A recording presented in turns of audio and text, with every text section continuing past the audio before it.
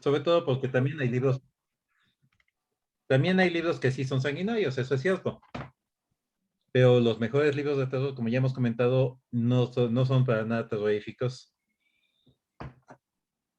Y en cambio, paradójicamente, los libros más sanguinarios a veces lo único que hacen es asquear.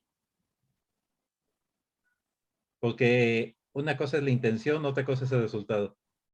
Si llena de sangre un libro, no va a asustar a nadie, porque el efecto es otro.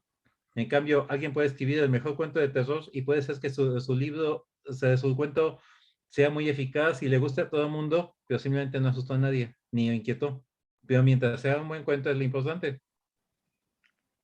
La intención, la emoción que se busque evocar, a fin de cuentas es lo que importa, es lo que lo define. Si el cuento es realmente terrorífico, magnífico.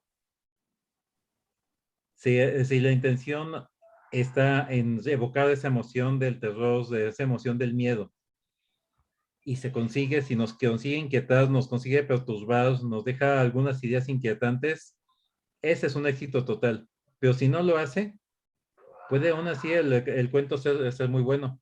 Eso no es restar calidad de ninguna manera, porque tampoco hay que limitarnos.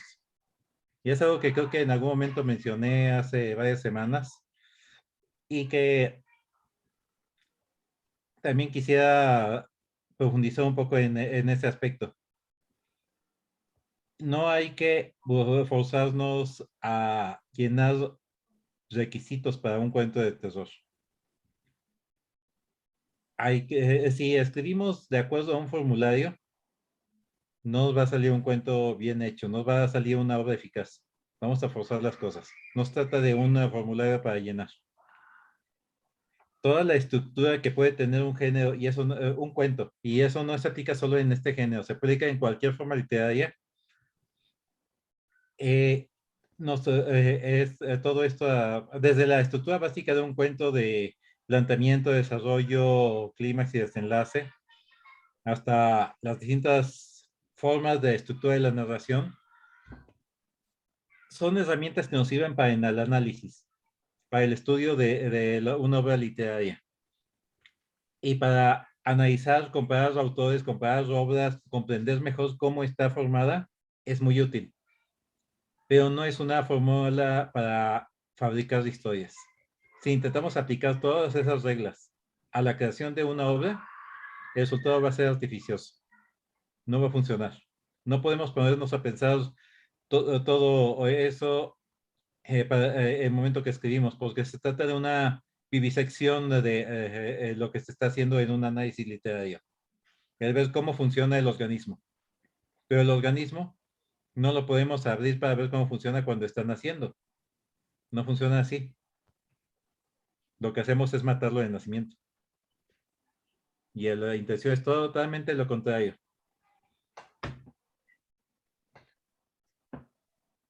Puede ser que algún cuento no cumpla con ninguna estructura, con ningún requisito, y aún así el cuento sea bueno. Con un amigo, Carlos Eduardo se llama, que es poeta, tuve esa discusión desde hace mucho tiempo. Él estaba terco de discutir si una historia era cuento o era relato. Tengo un cuento que se llama El último relato de ambos vías, y él me discutía, ¿pero es cuento o es relato? Y yo le dije, ¿qué importa? Yo le puse así porque me suena mejor.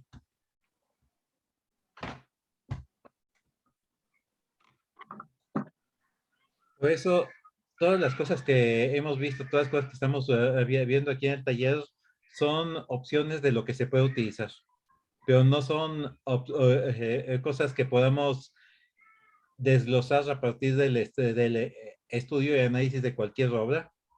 Hemos visto cómo hacen ciertos autores en ciertas obras, en ciertas lecturas de distintos lenguajes, de distintas épocas, qué cosa ha funcionado en algunos cuentos, qué cuentos son eficaces por cualquier razón, pero no quiere decir que se trate de cosas que va a funcionar siempre o en todos los cuentos. Son opciones, nos muestra alternativas de qué caminos podemos seguir. Tengo ahí una pregunta. ¿Sí? si alguien hace un cuento siguiendo la misma estructura que se utilizó por alguien que tuvo éxito, como bien dices, no necesariamente va a ser un buen cuento. Incluso si se sigue la misma estructura. Entonces, ¿cómo hacer para diferenciarte? Cuando tienes una imagen de un escritor que te gusta mucho, para no caer en copiarlo, pues. A veces es imposible no copiar porque no nos damos cuenta de hacerlo siempre. Pero la manera en que copiamos, conscientemente o no, eso también nos da un indicio. ¿Qué es lo que copiamos? Si vamos a tomar algo de un autor, queremos evocar de alguna manera el resultado eficaz que tuvo ese autor, pero lo vamos a hacer retomando justamente eso que hizo eficaz a su obra o imitando lo que es más aparente, lo que es más evidente. Y ahí es donde está el verdadero indicio, porque tal vez si logramos encontrar cuál es esa esencia que logró impactarnos de ese texto original o ese autor, tal vez podamos intentar hacer lo mismo de a nuestra manera. Y no va a resultar una imitación porque puede ser que el texto sea completamente diferente, sea una historia que no se parezca en nada, porque de alguna manera logramos encontrar esa clave, pero no es una clave evidente. En cambio, si tomamos todos los elementos obvios del cuento, el resultado tal vez no nos funciona para nada. Los imitadores de Lovecraft son criticados por los estereotipos monstruos con tentáculos, un libro prohibido en alguna parte. Y al final, el narrador en primera persona escribe hasta que pone por escrito su grito de agonía cuando se lo come el monstruo. En realidad, todos estos estereotipos no vienen de Lovecraft, vienen de August Derleth, que fue su continuador, su editor. Gracias a Derleth conocemos la obra de Lovecraft, pero además Derleth escribió una serie de cuentos, en dos libros de cuentos que estaban basados en las ideas que dejó Lovecraft sin desarrollar. También una novela, incluso, El que se echa en el umbral. Y estos textos a veces no tienen una sola palabra de Lovecraft, solo la idea básica. Pero los publicó Derleth como colaboraciones entre ambos, para una manera de darle crédito, pero también un poco colgarse de él, dicen otros. La cuestión es que muchos leyeron esos cuentos, creyeron que era la obra de Lovecraft y Derleth era el del estereotipo.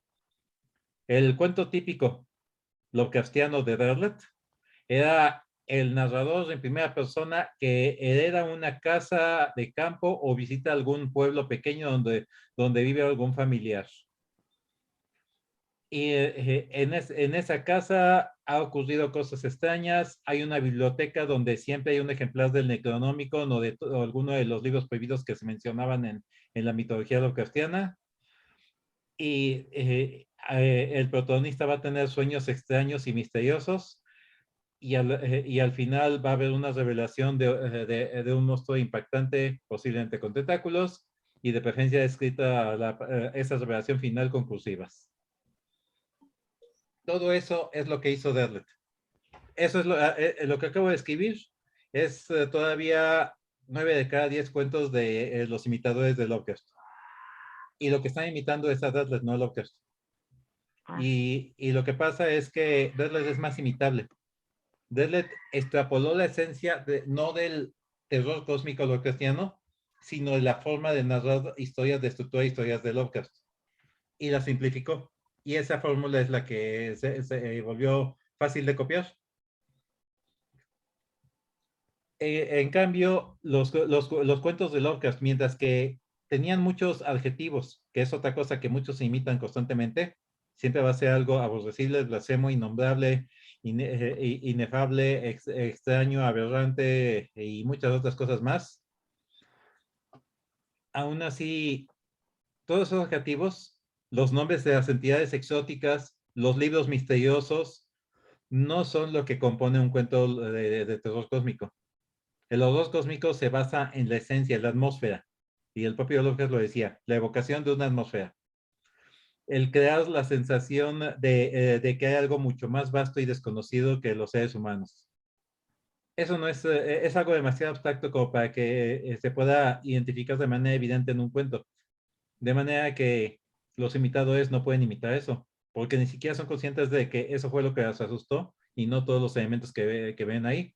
Por eso se van a escribir sobre Cthulhu, montones de nombres de entidades, invocaciones extrañas y libros misteriosos, pensando que eso va a asustar al lector, y no es así. Otro ejemplo, John Saul. John Saul es un novelista de terror que fue muy exitoso hace como 20 años. La primera vez que leí un libro suyo, debo decir que me gustó. Era una niña ciega que estaba siendo poseída por una niña fantasma. Cada vez más. Ella y su padre, al principio en el prólogo, se los dice que 100 años antes había ocurrido algo siniestro con una niña en esa casa y había muerto ahí. Después, ella llega con su padre a este pueblo pequeño, se hospedan en esa casa, empieza a quedar poseída por el fantasma y al final logran liberar la maldición, la expulsan y justo en el epílogo, cuando parece que todo terminó, el fantasma se manifiesta de nuevo. La novela es buena. El problema está en que cuando conseguí un segundo y un tercer libro de John Saul, me encontré con que son el mismo libro. En todos ellos sucedió algo hace 100 años en el prólogo. En todos ellos, los protagonistas llegan a este pueblo apartado y se hospedan en este lugar. Y en todos ellos logran un final feliz después de grandes esfuerzos para que al final en el epílogo vuelva a empezar todo. Es su fórmula. A John Saul vale la pena leer un libro y jamás volver a leer otro porque ya no hace falta.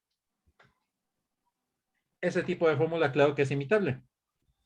Es Y como lo que una hace es imitar a película, sí mismo. ¿no? Que busca tener una secuela, así, el epílogo, ¿no? Sí. Esa clase de epílogo. Sí, esto creo que es influencia del cine. Pues que muchas veces el cine hacen eso con la intención de que si funciona la película pueden hacer una continuación, pero John Saul no tenía intención de hacer continuación. Simplemente se quedó con esa fórmula. Pero ahí quise mencionar estos dos ejemplos porque son de los más evidentes, me parece. A eso nos muestra qué es lo que solemos ver para tratar de imitar cuando vemos una obra que nos parece eficaz y que nos gusta. O tratamos de tomar todos los elementos básicos que la conforman para rebajarlos, o creamos la misma trama con otros personajes. Y ninguna de las dos cosas deberíamos hacerla. Mejor tratar de crear otra historia, pero buscar qué son los elementos perturbadores de esa historia. De la novela que mencioné, Ciega como la furia se llamaba, de John Saul, hay una escena que no se me olvida y a pesar de que es una escena secundaria se me hizo impactante. Y esa representativa de lo que pienso que era eficaz en el libro. La niña ha perdido el control porque se le mete en el espíritu de este fantasma. Además es una niña invidente. Los vecinos empiezan a desconfiar de la niña por la manera extraña que se ha portado y hasta advierten al padre. Él, de manera desafiante, al bebé, que es el hermano menor de la niña, lo pone en manos de la niña y le encarga que lo lleve a la casa al salir del auto, delante de los vecinos. Y entonces ella lo lleva, pero cuando llega ante la puerta, por supuesto, cargando el bebé y con su bastón, se detiene por un momento, empieza a sentir la influencia que no sabe qué es, pero es la influencia del fantasma que trata de aflojar sus brazos, de que la suelte, y entra en un momento de terror y empieza a gritar, papá, ayúdame, ayúdame, la voy a soltar, ayúdame, ayúdame, tienes que ayudarme. Ese momento terrible para la niña, eso me parece lo eficaz. Y para nada todas las muertes, todas las amenazas, todo lo demás que haya ocurrido, ni ese final estereotipado. Porque tenemos aún, todos los elementos básicos están ahí. El protagonista infantil, porque siempre hay niños en los libros de John Saul. Ese es un punto que se puede retomar. El niño como una figura inocente es la víctima ideal para una historia y por supuesto que es la persona más indefensa y nos preocupa lo que le pase. Pero también un niño siniestro como la niña fantasma es aún más aterrador porque está corrompiendo lo que nos parece más inocuo, más inocente, más inofensivo. Ambos aspectos son perturbadores. El manejar el concepto de la infancia en una historia de terror. Pero tenés a una niña que se da cuenta de lo que ocurre y de que mientras que todos la ven como una amenaza, ella misma tiene miedo, no de ser una amenaza, sino de que ocurra algo terrible porque ella misma pierde el control. Ahí está, me parece lo que habría que buscar evocar si quisiéramos seguir el camino de un libro como ese, que no tiene nada que ver con la trama o con la estructura, con todo lo demás, sino esa sensación, esa experiencia que está proyectando en ese personaje. Reitero, el horror se basa en las emociones, no en la estructura, no en los elementos. ¿Qué produce ese terror? ¿Qué produce esa emoción, esa angustia? ¿Qué nos perturba? ¿O qué puede perturbar al lector? Eso es lo que hay que buscar. Decía Warren Ellis que su intención cuando escribe una historia de terror es justamente perturbar lo más profundamente posible al lector. Muchas veces falla y se va a lo repugnante, pero cuando lo logró de manera inquietante también él. Warren Ellis era escritor de cómic y así que dependía mucho de la eficacia del dibujante. Pero en un texto escrito no existe esa dependencia. Eso depende totalmente de nosotros, pero también nos da la ventaja de que la imaginación del lector puede ser aún mayor que la nuestra y puede imaginar algo peor de que lo que nosotros tenemos en mente.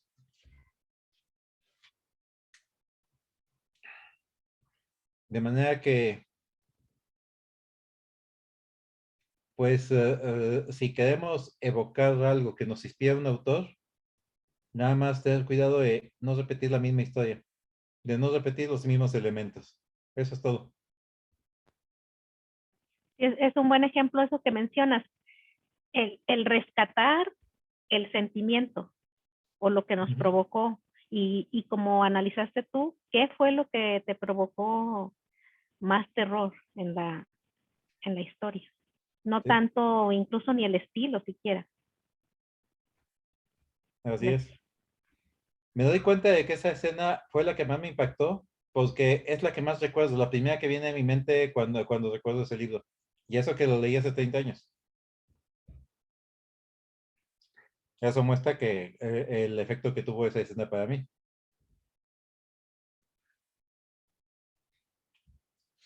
Stephen King ha señalado que el fantasma siempre es en el fondo un reflejo de nosotros mismos. Y es lo que está ocurriendo ahí. La niña que tiene miedo de sí misma, de lo que hay en ella misma. Lo que más nos aterra, lo que más nos perturba, de alguna manera existe en el fondo de nosotros. Aún en el horror cósmico que se describe supuestamente cosas ajenas a todo lo humano, ajena a lo humano implica ajeno a nosotros, a quienes estamos imaginándolo. Entonces, decir lo que no somos también define lo que somos. En ese sentido, aún escribir acerca de lo más lejano, fuerzas dimensionales alienígenas, por muy fantástico que parezca, a su modo también es un reflejo de nosotros mismos.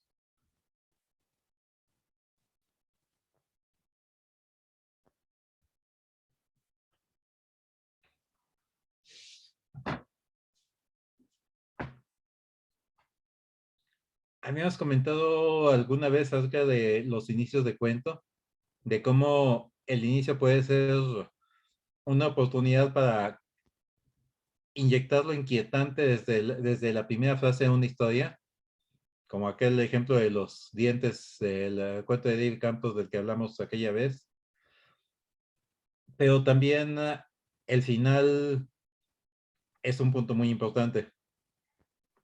No sé por qué, en muchos casos he notado que en obras latinoamericanas solía haber finales muy débiles. Esto ya ha cambiado, pero por mucho tiempo parece que la idea de hacer un final impactante como queda mal vista. Probablemente era vista como estereotipado, vulgar, o tal vez eso también era visto como muy cinematográfico, pero muchas veces los cuentos quedaban de manera inconclusa. de manera muy suave. Pero se puede hacer un final que no sea tan simple, que no sea tan básico, y sin embargo que se quede con nosotros, que, que deje una huella en el recuerdo del lector. No se trata nada más de cerrar el cuento y decir, tuvo un final horrible, le pasó algo malo como pensábamos, sino algo que nos deje no pensando en ello, no reflexionando, como dirían algunos, sino sintiendo.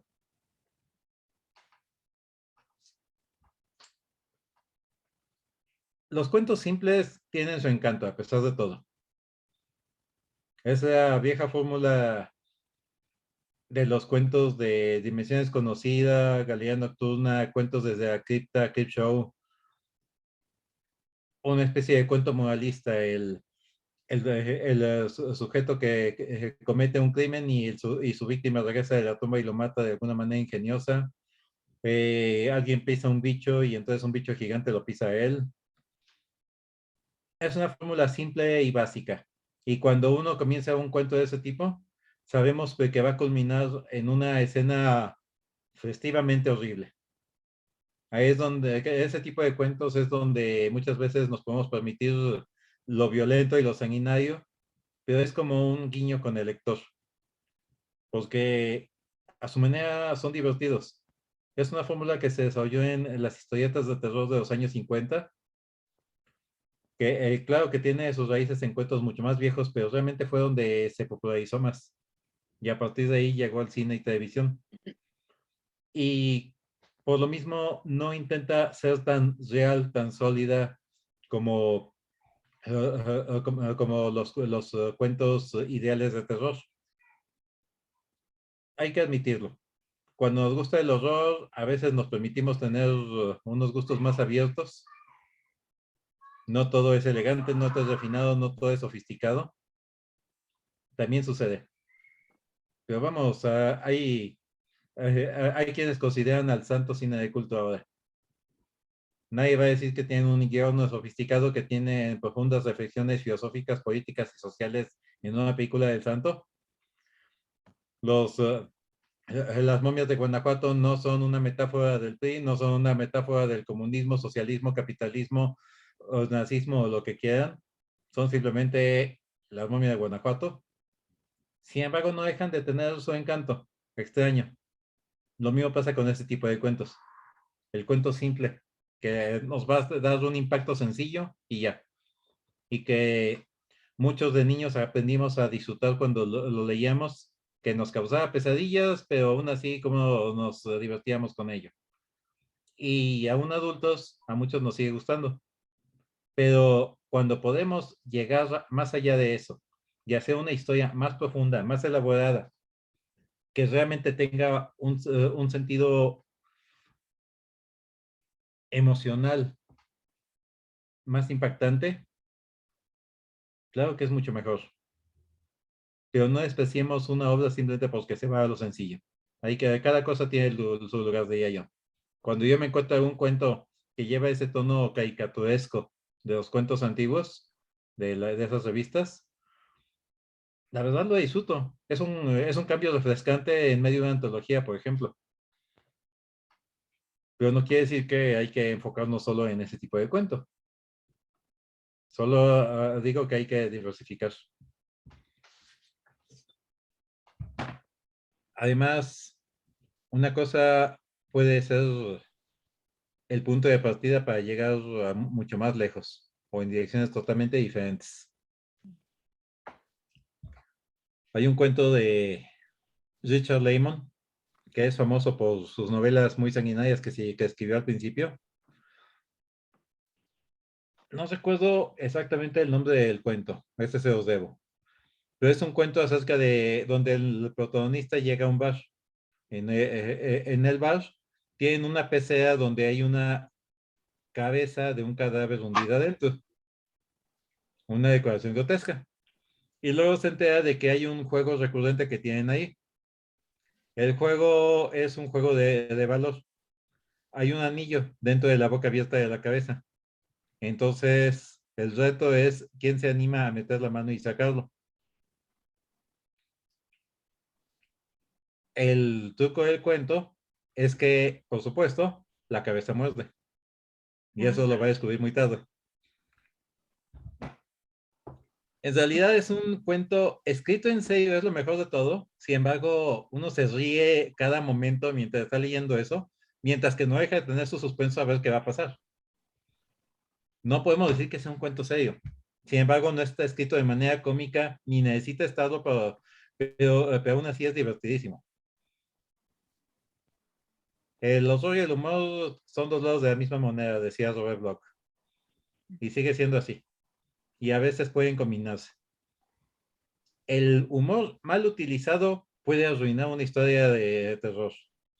En los años 80 el cine sufrió de eso, que los productores obligaban a los directores a incluir cierto grado de humor para hacer más accesibles las películas, y eso fue lo que convirtió a Freddy Krueger en un personaje que decía chistes todo el tiempo, y acabó tocando fondo. Pero en cambio, una historia que maneja el humor de manera discreta, de manera sutil, puede ser aún más aterradora, porque puede ocurrir algo divertido, pero que no deje de ser inquietante, aberrante, y que se quede en nuestra conciencia, que se quede en nuestra mente y no podemos olvidar, que es a lo que le tiramos. Entonces, pues para quienes nos estén viendo acerca del taller de terror, no es que se vayan a escribir historias que tradicionalmente conocemos como terroríficas, ¿no? Exactamente. Estoy hablando justamente de los estereotipos, de cómo estos sí existen, no podemos negarlos, Uh-huh. y tienen su lugar y de repente pueden funcionar, pero no nos quedamos en ello. Porque después de todo, una historia de terror solo se basa en esas emociones. Y puede haber historias donde no ocurre nada inquietante gráficamente. No hay muertos, no hay demonios, no hay monstruos, no hay sangre, no hay nada horrible. Y eso puede ser lo más horrible de todo, porque la normalidad puede ser una aberración en sí. Las esposas de Stepford de Aya Levin, donde todas las mujeres sean de alguna manera lavadas de cerebro para que sean esposas obedientes y sometidas en un pueblo entero, como parte de esa comunidad. Hay dos películas al respecto. La segunda de Nicole Kidman es una comedia de robots bastante absurda, pero la primera versión de película está mucho mejor realizada, pero la novela en sí es inquietante.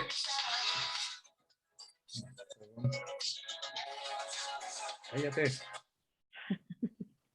Ahí. Sí, la novela de Aya Levin, si la ven por ahí, creo que ahorita ya está descontinuada, pero vale la pena. Es escrita de manera tranquila. Ahí no vamos a encontrar persecuciones, no vamos a encontrar grandes crímenes, no vamos a encontrar momentos de terror directo, pero la atmósfera angustiante, opresiva de, de, de, de quienes se mudan a esta comunidad de una pareja que vive ahí y que poco a poco es absorbida por la forma de vivir de esta comunidad extraña, eso es terrorífico a su manera. Y por supuesto que no se está hablando nada más de un susto fácil. Por el contrario, si queremos ver cualquier concepto alegórico, ahí está. La idea de una sociedad que fuerza a las mujeres a entregarse como simples herramientas para construir una comunidad funcional, eso no está tan lejos de lo que ocurre en muchos pueblos de México todavía. Solo que aquí es llevado a otro nivel. Y vale, que no.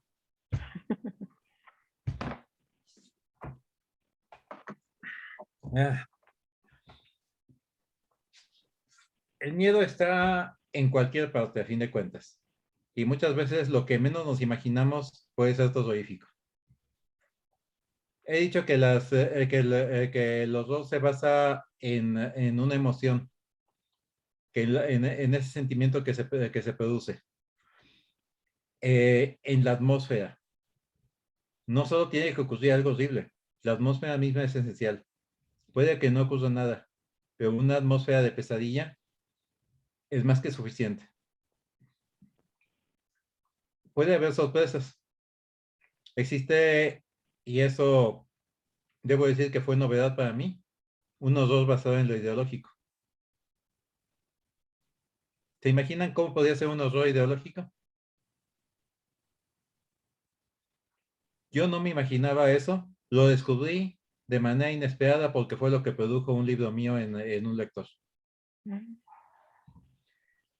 Mi novela, El Código Secreto del Necronomicon, es una descripción del mundo extraño de Guadalajara, los lugares inusuales que hay aquí, la casa de los perros, la casa de los azulejos, no, perdón, la casa de los abanicos, el, el rojo café, de personajes como Juan Crepelin, el artista, el Raffles, el ladrón elegante, el mate indigentes, y todo a través de narrar la trayectoria de un supuesto ejemplar del Necronomicon que habría sido encontrado aquí en la ciudad. Pero en medio de todo eso, hago referencias a una secta esotérica llamada el Scriptorium Catarum. Toda mi novela describe personajes que van desde Juan Crepelin hasta Jonathan Reed, el contactado, que aparecen ahí con sus nombres reales. Todas las agrupaciones, organizaciones o individuos se mencionan con su nombre real. La única excepción es el Scriptorium Catarum. ¿Por qué? Porque conocía yo muy de cerca a varios de los integrantes del grupo que lo inspiró y además de ello, un amigo en particular, dos amigos en particular, no solo habían estado involucrados en ese grupo, sino que uno de ellos había sido director de ese grupo. La cuestión es que este amigo leyó mi novela. Yo nunca quise integrarme a esa organización, a pesar de que me invitaron. Yo tenía mis opiniones, mis reservas acerca de ellos, y las expuse a través de la novela, porque empiezo a describir los conceptos ideológicos que ellos planteaban, un agnóstico radical, pero quise señalar la manera en que encajaban con la visión Lovecraftiana, con el horror cósmico, con las fuerzas cósmicas que se alimentan de los humanos, etc. Y como desde ese punto de vista, podría ser que eso, a lo que ellos evocaban, podría ser totalmente lo opuesto a lo que se imaginaban. Que podría ser que no estuvieran buscando la liberación, la gnosis, sino entregándose a algo que se alimentara de ellos si tomábamos literalmente sus doctrinas. Entonces, él leyó esto en el libro y eventualmente me acabaron contando él y su esposa como cuando estaba leyendo él el libro, se levantó en una ocasión de la cama de madrugada, agarró el libro que tenía sobre la repisa y meterlo debajo de la cómoda. Porque según le dijo a la esposa, sentía como que el libro estuviera emanando algo y no dejaba descansar. Eventualmente acabó renunciando a la secta de la que era director. Uy. A ese grado. Evidentemente era simplemente que acerté a los puntos que él en el fondo supongo que lo hizo reflexionar sobre lo que yo estaba escribiendo y probablemente ya que mientras que yo estaba tomando como un tema para desarrollar de manera literaria, yo estaba describiendo a fin de cuentas su visión de ver el mundo y le mostré otra perspectiva. Mis personajes eran él, que podía ser que estuviera invocando, entregándose a una fuerza totalmente distinta a lo que él pensaba. Para él eso fue la realidad. A eso me refiero con el horror ideológico. Ni siquiera yo consideraba particularmente terrorífico el manejo que le había dado a eso. Y es una parte secundaria de la novela incluso. Sin embargo, la manera en que tuvo ese efecto, y para alguien que estaba tan entregado a esas creencias, a esas prácticas, ahí se me hizo comprender que existe esa posibilidad, que un libro puede ser terrorífico cuando nos hace cuestionar nuestra manera de ver el mundo y la realidad. Nos hace no sentirnos seguros con lo que estamos viviendo. Y eso es lo que pasó con él. Para ser sincero, siento una odiosa satisfacción por que haya sucedido eso, porque se salió de ese grupo que para mí era bastante destructivo. Una secta destructiva, así es como yo los consideraba.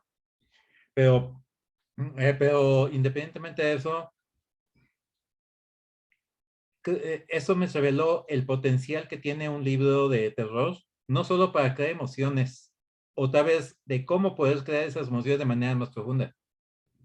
Una historia de terror que pueda llevar a alguien a cambiar su visión de la realidad, su visión de sí mismo, por lo tanto, que si lo vemos bien, es lo mismo que ha hecho Clive Barker, que ha hecho Stephen King y varios otros en algunas de sus obras.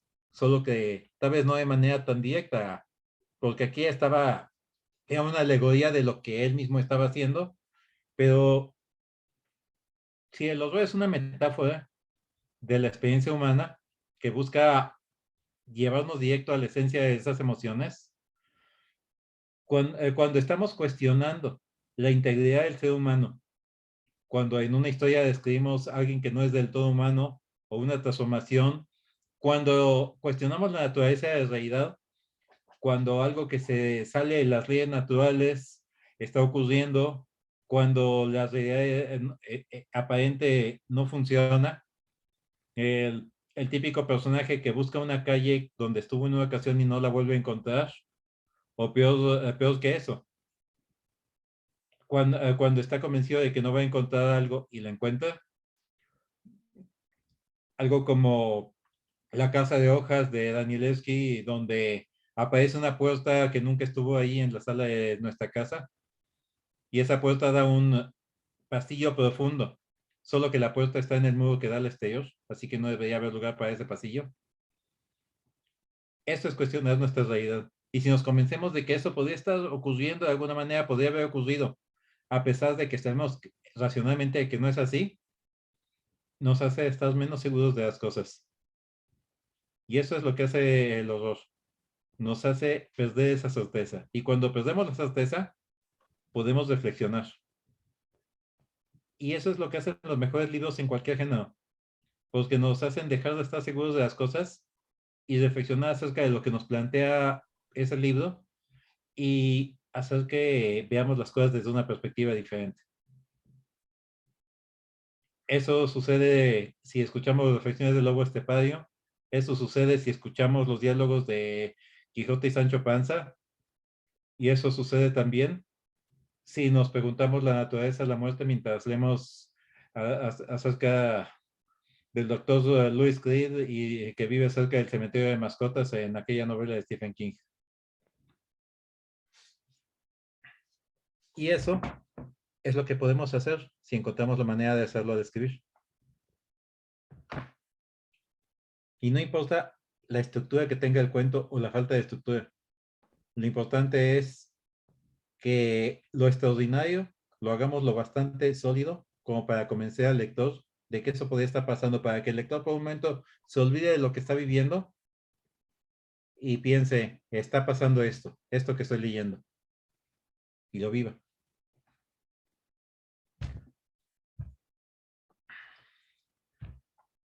Y bueno, también para quienes no habían estado aquí antes, los ejercicios que hemos hecho de escritura en ocasiones han sido basados en adoptar determinada perspectiva, utilizar determinado estilo, determinados recursos.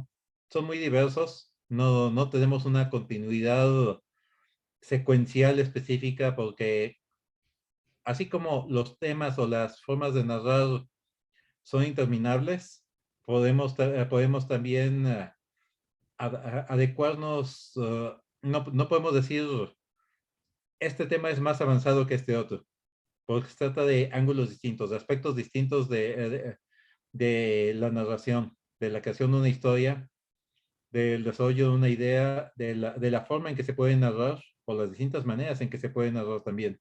Lo que podemos evitar, pero sobre todo lo que podemos lograr. Pero en particular, me he esforzado mucho, como creo que ha sido obvio con esta plática, en romper con lo estereotipado, con las expectativas habituales. Señalar que siempre hay algo diferente. No solo podemos salirnos de los moldes de horror a hacer cosas diferentes para llegar a ello, sino que también podemos salirnos de las expectativas de la alta literatura y aprovechar los recursos más simples que tiene el género. Hasta los estereotipos pueden ser utilizados de manera disfrutable y hasta de manera innovadora.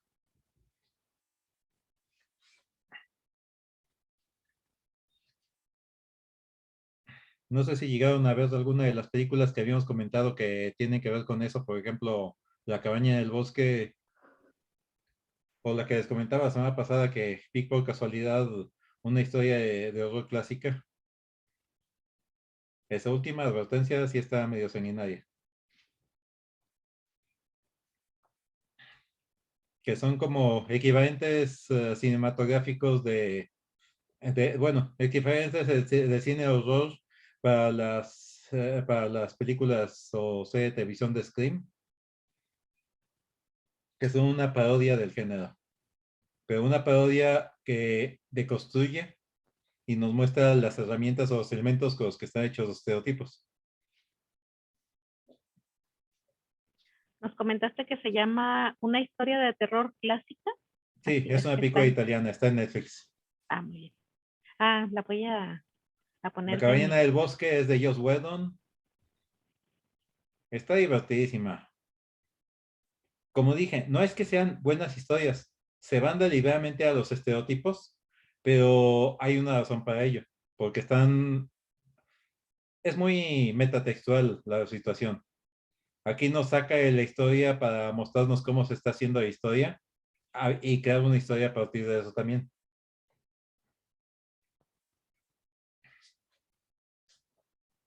Lo mismo que hacen en las películas de Scream, donde con su pretexto de tener unos asesinos, nos describen todos los estereotipos y todas las estructuras de las películas de slashers y de asesinos, e incluso en qué consiste una continuación, en qué consiste una trilogía, qué es un reboot.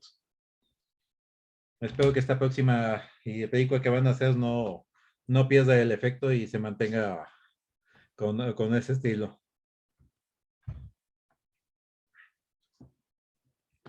Pero conocer esos estereotipos, conocer esos elementos, simplemente nos sirve no solo para utilizarlos, también para evitarlos. Pero no quiere decir que jamás vayamos a utilizar alguno. A veces podemos valernos de ellos para romper las expectativas.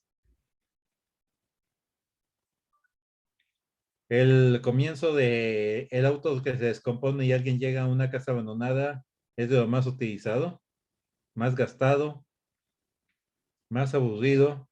Sin embargo, sigue haciéndose. ¿Por qué sigue haciéndose? No tengo idea. ¿Sabes por qué es equivalente a una leyenda urbana? Es la manera en que comienzan los cuentos que ya sabemos hacia dónde van a ir. Un comienzo familiar. Es como estar en casa, como viejos conocidos. Y las historias que comienzan en un escenario improbable, inesperado, son cada vez más escasas, porque a estas alturas ya hemos tenido todo tipo de comienzos. Hemos visto historias que ocurren en edificios de departamentos embrujados. Hemos visto historias que ocurren en pueblos a morir, pero también historias que ocurren en ciudades. Nuestra Señora de las Tinieblas de Fritz Leiber es una novela que se basa en el concepto de una ciudad como algo terrorífico en sí misma.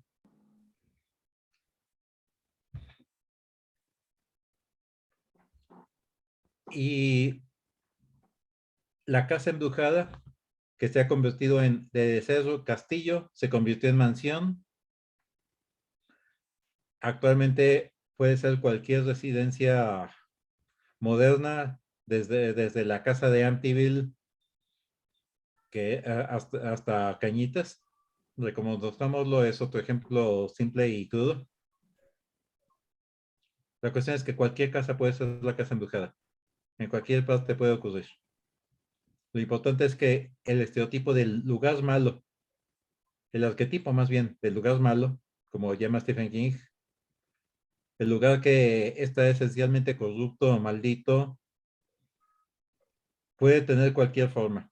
Puede ser una sola habitación, puede ser un apartamento, puede ser un edificio, puede ser una casa, puede ser un pueblo o puede ser una ciudad.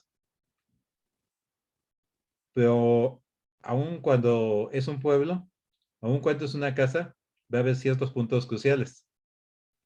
En el hotel Overlook del Resplandor, ahí ocurre todo lo más terrible, donde está aquella mujer, por ejemplo.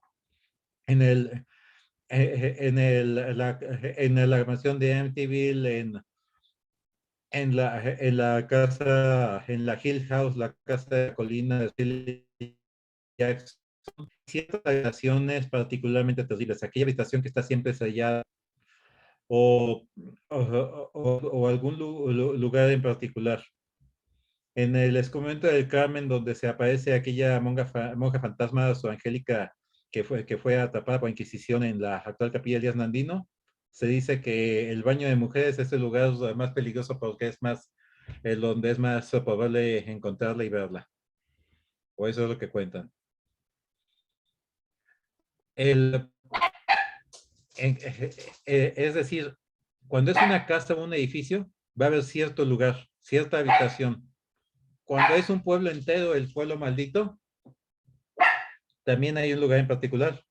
En Lot, aquel pueblo maldito por la maldición del vampirismo de Stephen King, está la casa Marston, que es esa casa terrible, el lugar maldito por excelencia, que está basado en una casa Marston que conoció Stephen King de niño, donde tenía pesadillas de ver aquello que describe en la novela, el fantasma de un ahorcado.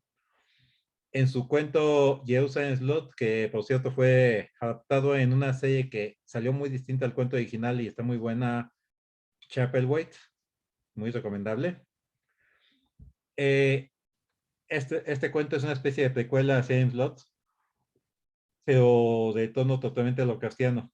Aquí también tenemos no solo al protagonista que se muda a una casa embrujada, sino que además cerca de ella está el pueblo embrujado de Jerusalem Slot, y en el pueblo, el lugar más terrible de todos es la iglesia, porque era la iglesia una secta diabólica. Ahí tenemos una saturación de lugares malditos. Claro, era de sus primeros cuentos y es su único cuento de imitación de Lovecraft. Sin embargo, con ideas interesantes.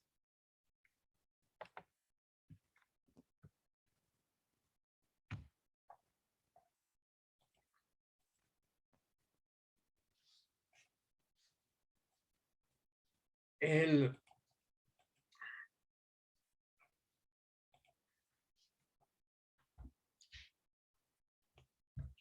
bien, me alargué un poco con esta última parte, pero tenía pensado un ejercicio que tiene que ver con el concepto de los principios y finales.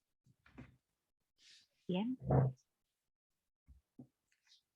Ahorita ya queda poco tiempo para hacerlo, pero de repente ya sé que a veces se han aventado cosas muy rápido, como ustedes gusten, o si no, lo podemos tener para la próxima semana. Hay había una revista llamada Famous Monsters, que era una revista de cine de horror y que, y que era la única que estaba disponible del tema cuando yo era niño y cómo le disfrutaba. Y hay un ejercicio muy interesante que aprendí de ella, que cuando yo la leí me puse a experimentar. Y claro que me salieron cosas terribles porque yo estaba chico. Pero hicieron un concurso y los resultados fueron muy interesantes por las logos que hicieron. Y lo he utilizado en alguna ocasión en un taller y también los resultados fueron extraordinarios. Daban una frase y vamos a utilizar la misma frase que utilizaron entonces. ¿Por qué no? Y ya tiene como 60, no, 50 años de que salió esa vieja revista, porque a mí me llegó en mis manos cuando ya había una revista vieja, ese ejemplar, y, y no es algo que se haya difundido. Las dos frases eran, el auto se empequeñecía a lo lejos. El auto se empequeñecía a lo lejos. Y la otra frase es, Jessica pensó en ello por muchos, muchos años.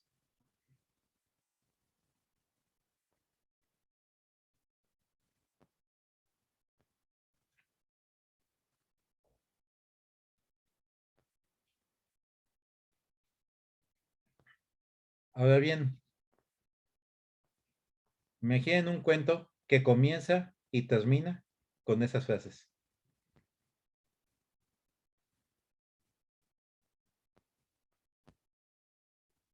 Me ha tocado ver soluciones asombrosamente creativas para llevar las cosas por los caminos más inesperados.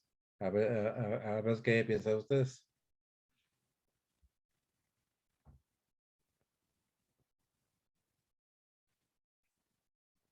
El mejor de todos que llegué a leer, que ya les los platicaré la próxima semana, era un cuento de ciencia ficción que abarcaba conceptos que no me imaginaba yo jamás que podían salir de esa frase.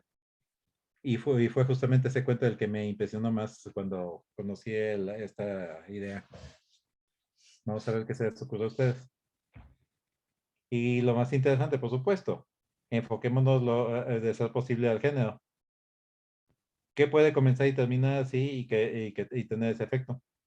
Además, notarán que este final, cuando menos si lo tomamos como está, no es una frase que se preste para un final de impacto. Pero todo depende de ustedes. También puede ser que eso suceda.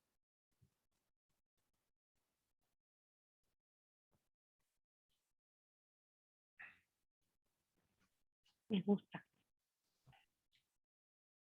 Como decía yo, los finales no siempre tienen que ser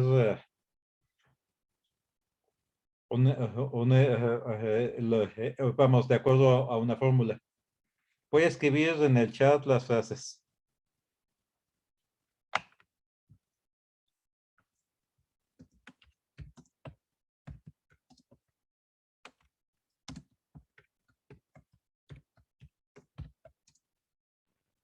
Yo las voy a decir aquí por si alguien no las escuchó.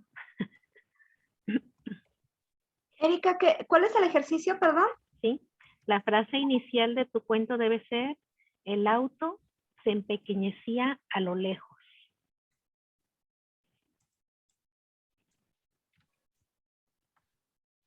Y la frase final de tu cuento va a ser, Jessica pensó en ello por muchos, muchos años.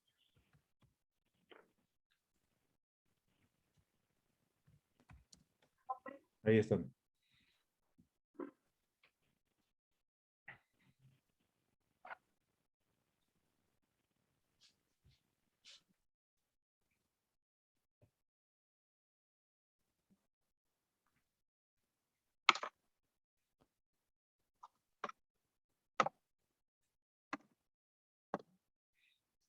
Un amigo me decía en alguna ocasión que después de leer una antología de terror, que sentía que todos los finales eran demasiado repetitivos, porque siempre tenía que ocurrir algo horrible en la última frase y ya eran como finales intercambiables.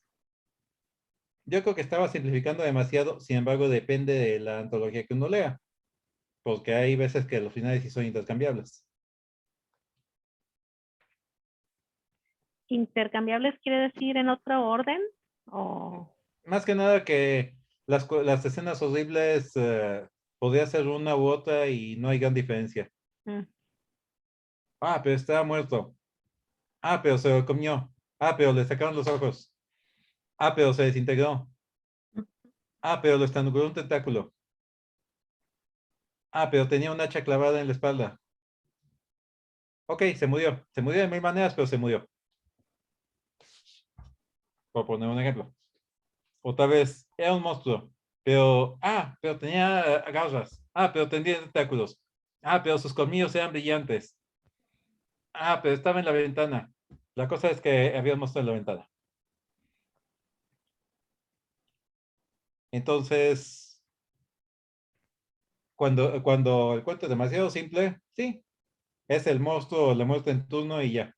Y ya sabemos qué va a pasar desde que empezamos la primera página, porque estamos en un libro de terror que resulta bastante predecible. Pero a veces lo divertido es el camino, aunque sepamos para dónde va. Pero si nos lleva en una dirección diferente, mucho mejor. Sí, porque a veces el inicio del cuento ya dice qué va a pasar, ¿no? O sea, Sí. como se murió ¿cómo empieza el libro de García Márquez que murió, ¿no? Como Empieza mi con, mamá, que siempre que le digo que voy a ir a ver una película, me dice, ¿para qué la ves? Todos se mueren al último. Claro que no. Y siempre me dice lo mismo y es un chiste, ¿no? Pero es así como, pues ya ni la veas, o sea, ya sabemos que todos se van a morir al último y yo, ay mamá, qué mala eres, nos quiere matar. Pero es muy bromista mi madre, le mando un saludo, que es fan del Tintero, por ahí la vi conectada, no sé si siga todavía, pero ya saben, así somos las hijas de latosas. Luis, pues yo encantada como siempre con tu clase, creo que tus alumnas ya inscritas pueden dar testimonio simplemente con su presencia de que es un gran taller, eres esa biblioteca con patas de literatura que con mucho cariño yo refiero. Y pues a todos los nuevos alumnos interesados, si tienen dudas, cualquier cosa, ya saben, ahí en inbox, en la página, o me pueden escribir al WhatsApp. El WhatsApp, pues si no lo tienen, se los pongo en el chat para darles los informes completos del taller, y que si no se han unido al enlace de clases gratis del Tintero, pues lo estoy poniendo en redes, en las páginas, en los otros grupos de WhatsApp, lo pueden compartir. Estas clases gratis, además de compartir generosamente la información, conocimientos y dinámicas de los profes, pues tiene la intención de que, pues si en algún momento las clases pueden darte ese pie para que inicies tu carrera de escritor, la continúes o ya vayas por los libros y los concursos, pues aquí estamos en una fraternidad literaria que yo llamo que pues ya es la familia El Tintero. Erika pues ya tiene su ratito, Lía también, Blanquita es nueva, que te salieron fans, ¿eh? Y luego te andan chuleando en el Facebook que si está soltera, quién sabe cuánto, y yo así de, ay, muchachos, por si te escriben, yo no sé, Blanquita, tienes fans. Y nuestra querida Rox, que próximamente ya se va a atrever a quemar los rebozos y mostrar sus cuentotes padrísimos, que a lo mejor se tienen que mantener inéditos para meterlos a concurso, pero bueno, todos traen sus proyectos y esos libros que vienen, pues, qué emoción, ¿verdad, Luis? Claro que sí. Lo mejor de todo es que estás saliendo unas obras excelentes aquí. De aquí va a salir uno o varios libros que va a valer la pena leer. Ya hasta escribimos las reseñas por anticipado. Un gran ejercicio también que me encantó, y pues sí, está padrísimo el taller y pues ya conocieron a Luis. No sé si alguien quiere agregar algo para despedirnos, dudas, comentarios, quejas, reclamaciones, piropos. pues como dices, Nadia, nos ha gustado mucho las referencias a las que nos ha invitado Luisa a tomar en cuenta, leer. Siempre es bueno tener más referencias de las que uno normalmente maneja, y eso es algo muy, muy positivo de los talleres, que conoces autores que no los habías contemplado, otros que sí conocías su nombre, pero tal vez nunca habías leído nada de ellos. Y me ha gustado, es muy bueno, muy positivo, y me gusta cómo llevamos el taller.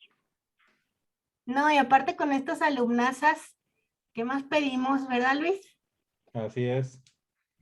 Muy cumplidita siempre con los ejercicios, la constancia, la disciplina forja al escritor, la carrera del arte es de resistencia, ¿no? Dice Einstein que no importa el talento que tengas o las musas que lleguen, que te encuentren chambeando, porque si no, pues esto se queda en un mero hobby, en un pasatiempo que también está padrísimo, pero bueno, en el tintero buscamos impulsarnos y crecer y todos somos alumnos y maestros de todos porque es una retroalimentación totalmente constante. Entonces, bueno, pues ya los dejo.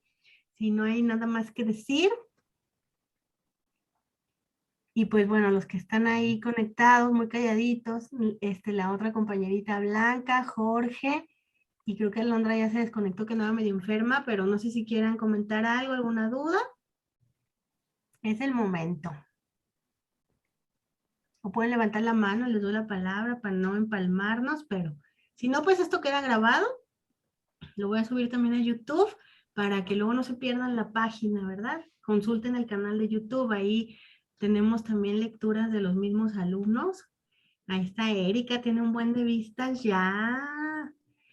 Erika, compárteles tu página de los textos que subes, que él es tan bonito que esto lo tiene que saber el mundo. Lía también lee muy bonito, pero creo que todavía no te tengo tan grabadísima. Luego me mandas ahí algún fragmento para subirte y Blanca y Rox también, que estén listas y el buen Charlie. Ahora sí, Erika, dinos. Sí, es ES Poesía.